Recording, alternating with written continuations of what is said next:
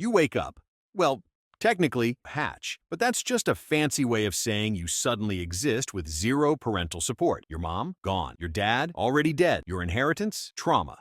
Now it's just you and about 50,000 identical siblings floating around in the ocean, trying not to get eaten before breakfast. Spoiler, most of you won't make it. You spend your early days as plankton, which is just a polite way of saying ocean dust that everything likes to snack on. You're tiny, clueless, and at the mercy of the current. If something bigger wants to eat you, congrats. Your life lasted about as long as a sneeze. Let's take a moment to appreciate just how unfair this is. You didn't ask to be here. You didn't ask to be prey the second you hatch. But nature does not care. If you're one of the few lucky ones who don't get swallowed by a fish, jellyfish, or even another octopus, yeah, your own family might eat you. Thanks, Mom. You eventually sink down to the ocean floor. That's when the real nightmare begins. Welcome to octopus life. It's complicated. First things first, you have 3 hearts and blue blood.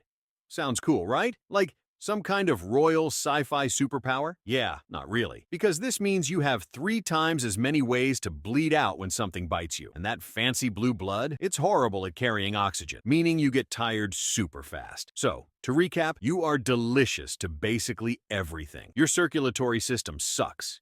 You're the ocean's version of an overworked intern. But you do have the ultimate superpower. You're a shape-shifting, color-changing, puzzle-solving escape artist genius. You can squeeze through holes the size of your eyeball, change color in less than a second, solve puzzles better than some toddlers. Basically, you're the Houdini of the sea, which is great because literally everything is trying to kill you.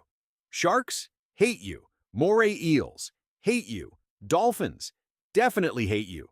Even humans? Oh yeah, they love turning you into calamari. Your entire existence is just a non-stop game of don't get eaten. So, how do you survive when everything wants to kill you? Step 1, don't be seen. Lucky for you, your skin is basically a living invisibility cloak. Thanks to tiny cells called chromatophores, you can change color, texture, and patterns instantly, which makes you practically invisible to predators.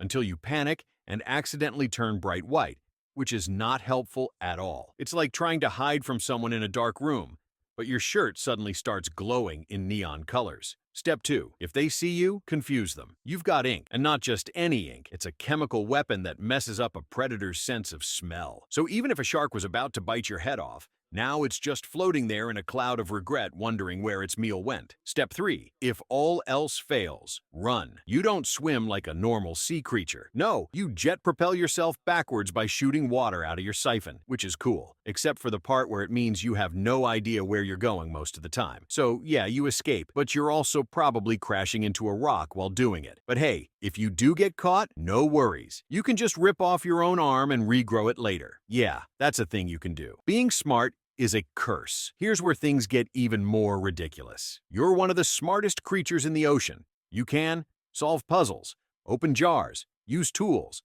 Like, if octopuses had Wi-Fi, we'd all be doomed. You could probably take over the world if you lived long enough. Because here's the biggest plot twist. You don't. Most octopuses barely make it past 1 or 2 years. Even the biggest ones only live 3 to 5 years max. Why? Because of one of the most dramatic death sequences in the animal kingdom, dying in the most extra way possible. For males, it's simple.